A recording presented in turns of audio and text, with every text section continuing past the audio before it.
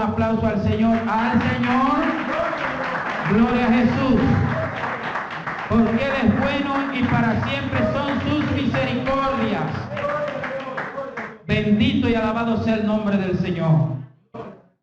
Gloria al Señor. Para aprovechar el tiempo, amados, vamos a compartir con ustedes acerca del tema, la unidad del cuerpo de Cristo. Podemos reflexionar brevemente, en forma introductoria, de que como seres humanos en ocasiones venimos a la iglesia, queremos congregarnos porque estamos buscando una palabra, pero a veces esa palabra que nosotros queremos no es la que en realidad deberíamos querer. Quiero decir que a veces lo que estamos buscando algo que nos impacte, que nos entusiasme. Y yo no digo que eso es malo, pero yo creo que la palabra que nosotros más debemos anhelar y que es la más importante en nuestra vida es la palabra que Dios quiere que nosotros escuchemos. Toda la Biblia es palabra de Dios. Siempre digo y lo seguiré sosteniendo, las emociones son buenas si están fundamentadas en Dios. El entusiasmo es bueno si está fundamentado en Dios. Pero hay un problema con el entusiasmo, con las emociones. El problema es que es temporal y no dura. Y otro problema mayor todavía es que no producen cambio en nosotros, no producen cambio duradero, sino que la transformación que produce es muy momentánea, pasajera.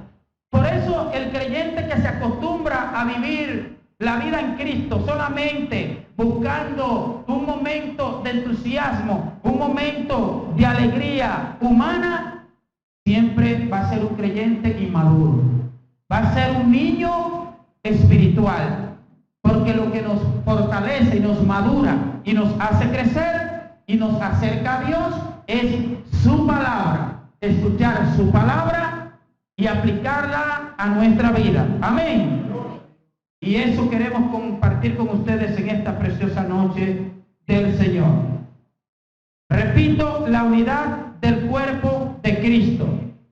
Es importante que nosotros comprendamos este tema, pues si no lo asimilamos, posiblemente dejemos de vivir la vida en Jesús de una forma que va a ser beneficiosa tanto para nosotros mismos como para el bien común de todo el grupo.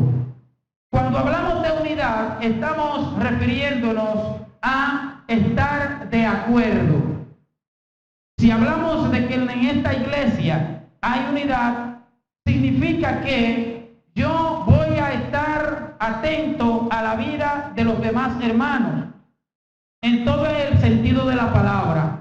Que si hay una dificultad, que si hay un problema con mi hermano, que si mi hermano o mi hermana está atravesando una prueba, yo debo ser partícipe de alguna forma de esa situación o condición de mi hermano de muchas maneras.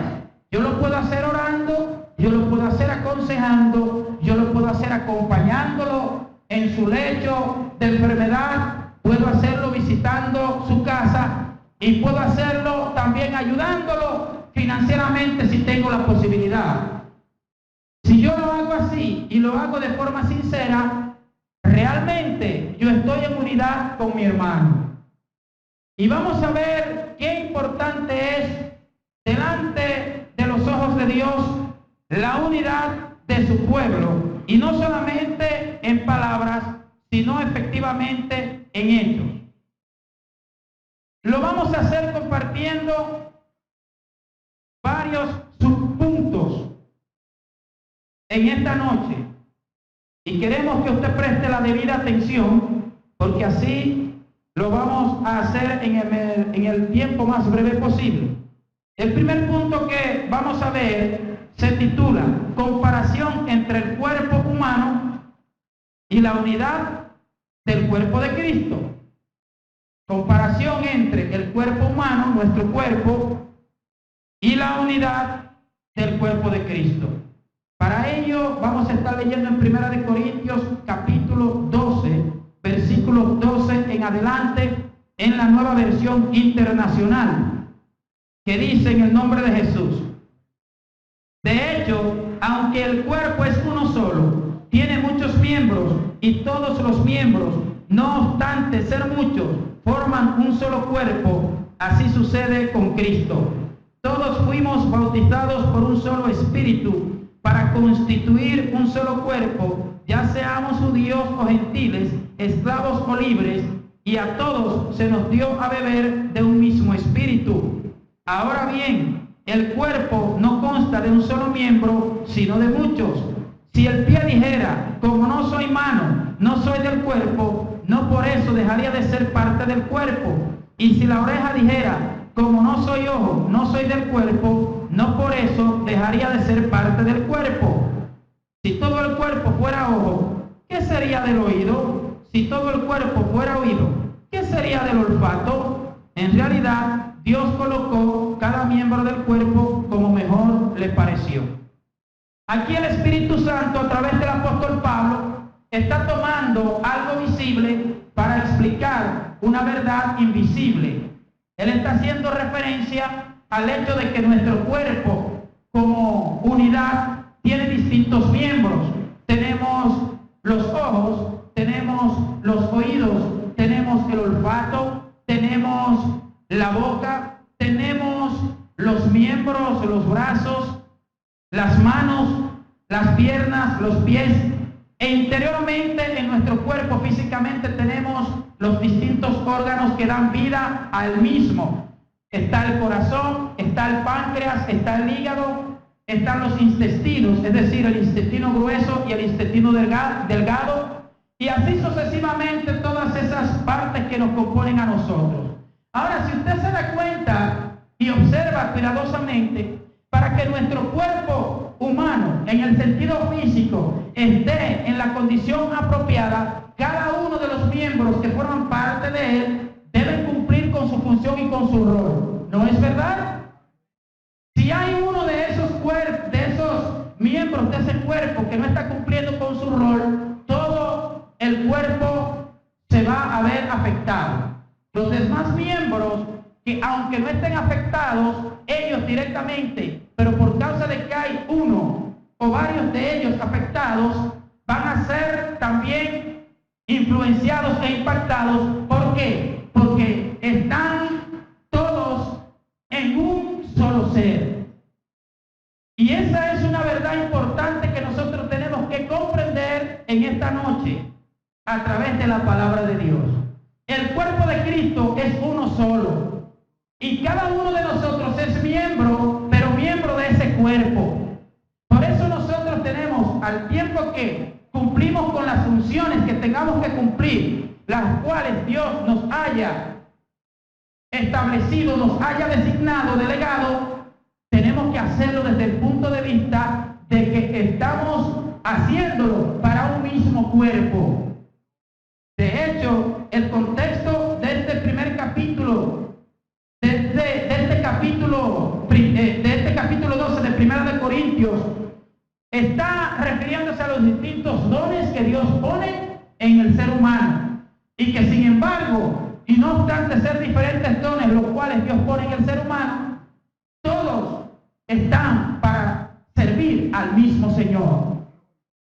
Por eso, mis amados, es absolutamente falso el creer que cuando nosotros hacemos algo, queremos o pretendemos hacer algo dentro del cuerpo de Cristo, siendo motivados o dirigidos, ya sea por el orgullo, ya sea por la envidia, ya sea por el celo o por cualquier otra cualidad que no procede del Espíritu de Dios, sino que procede de la humana, de la carne, del pecado, de la naturaleza humana corrompida, jamás pensemos que Dios está aprobando eso. Dios podrá estar aprobando su palabra, pero no a usted y a mí, si los motivos con los cuales nosotros estamos actuando no son los apropiados, los correctos.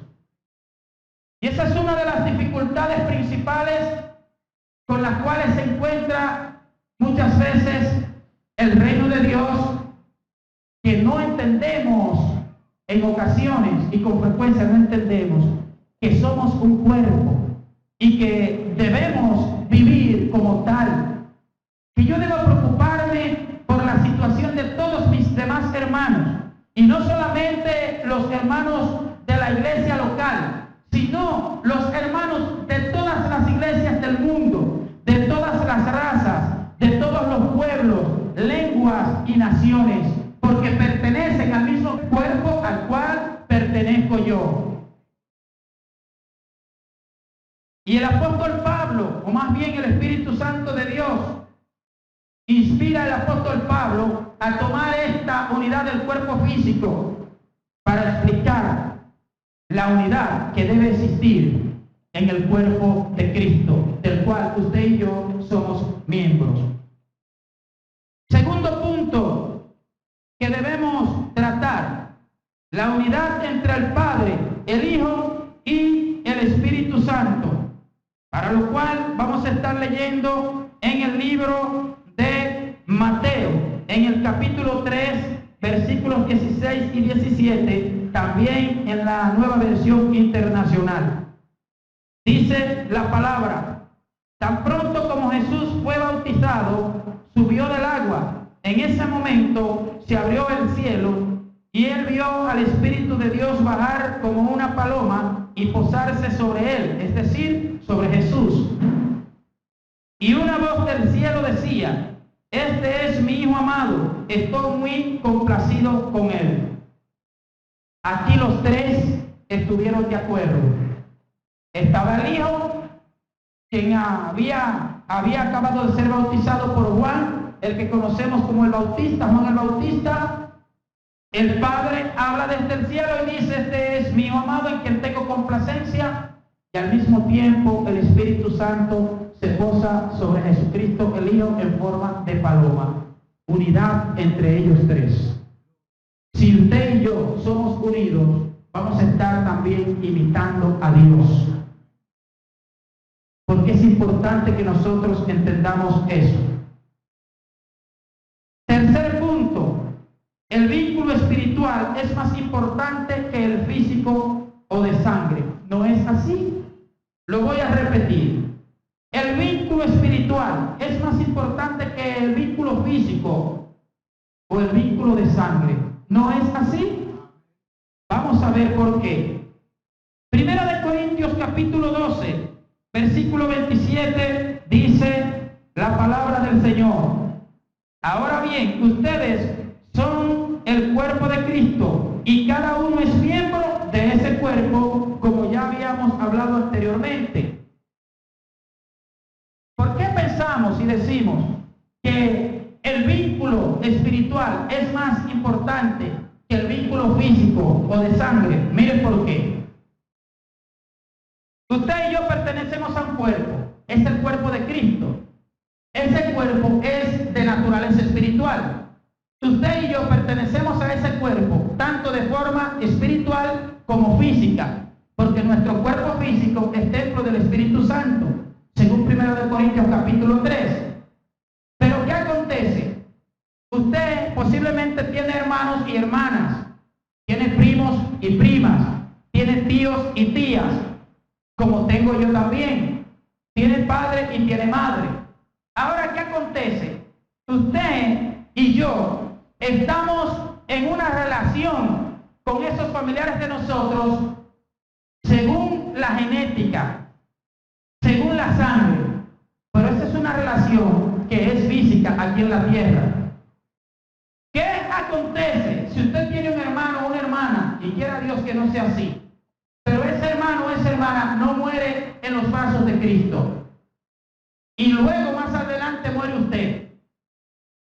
Van a ir a lugares diferentes. En el momento que usted haya partido o que él haya partido, ya la relación, el vínculo sanguíneo que había entre ustedes se rompió, porque ese vínculo tenía que ver principalmente con la existencia física humana literal. Pero si usted es perteneciente al cuerpo de Cristo y yo también soy perteneciente al cuerpo de Cristo, y los dos partimos de esta tierra, ¿a qué lugar usted y yo vamos? Vamos al mismo lugar. O sea que usted y yo seguimos teniendo el vínculo espiritual después de esta tierra, en el más allá y en la eternidad. Por eso es que el vínculo espiritual es más importante que el vínculo de sangre. Pero muchas veces no se le da la importancia que tiene. Muchas veces no estamos conscientes de qué significa eso.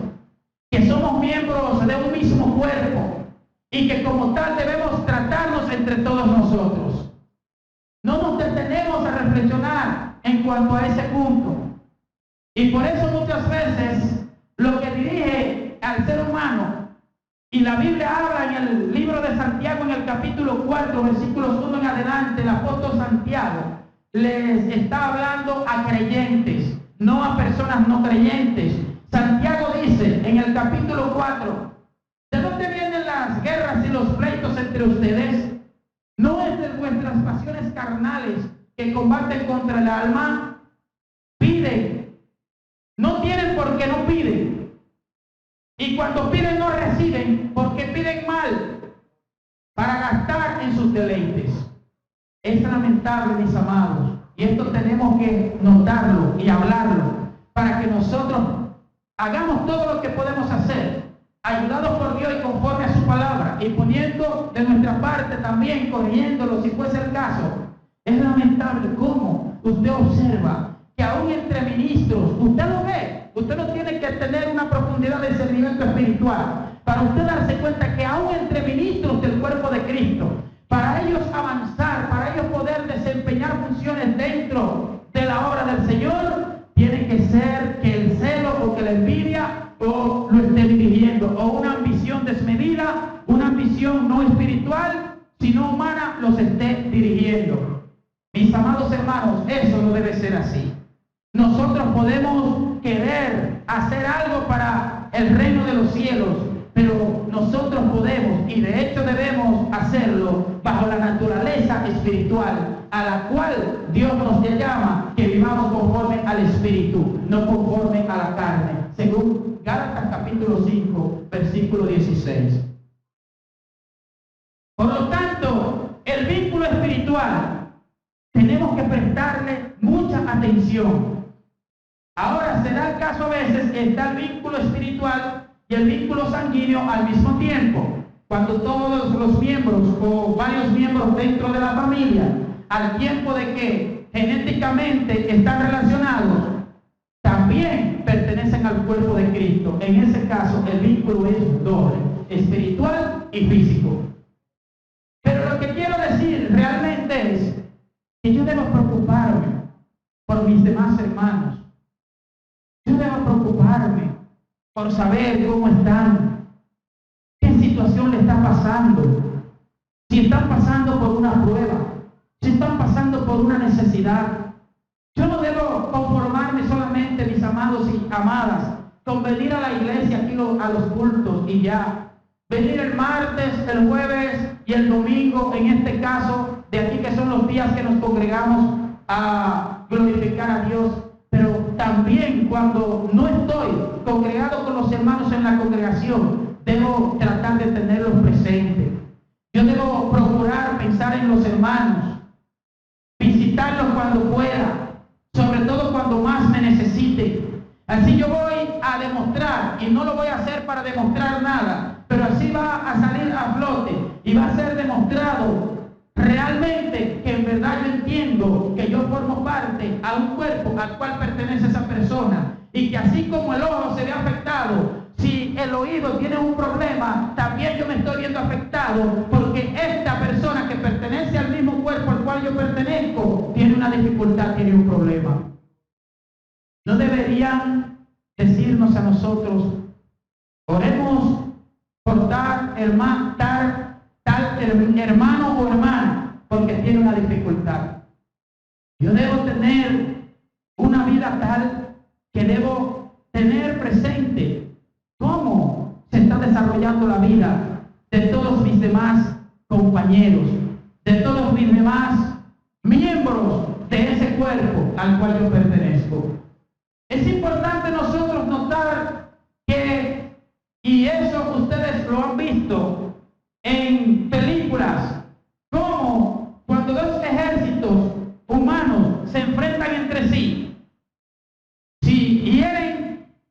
cualquier guardia o miembro de cualquiera de esos ejércitos, ¿qué hacen los demás? Los demás los toman, lo cargan y lo llevan a donde estén los médicos de ese ejército. No lo dejan ahí para que los enemigos terminen de matarlos. No, ¿verdad? Y eso estamos hablando en el aspecto físico. Porque sabemos que uno de los principios importantes que le enseñan en el ejército a los militares es el principio de unidad, el principio de trabajar en equipo. Usted y yo pertenecemos a un ejército, el ejército del Dios viviente.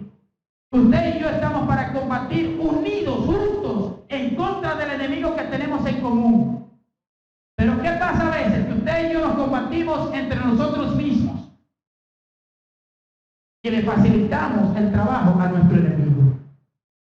¿Cómo nos combatimos contra nosotros mismos? Cuando comenzamos a hablar cosas que no debemos hablar, aún sea verdad. Que tal hermano cayó en pecado, que tal hermana cayó en pecado, que tal hermano esté en pecado, que tal hermana esté en pecado, aún sea verdad. Y quiero aclarar, no significa que estemos de acuerdo con que nadie caiga en pecado.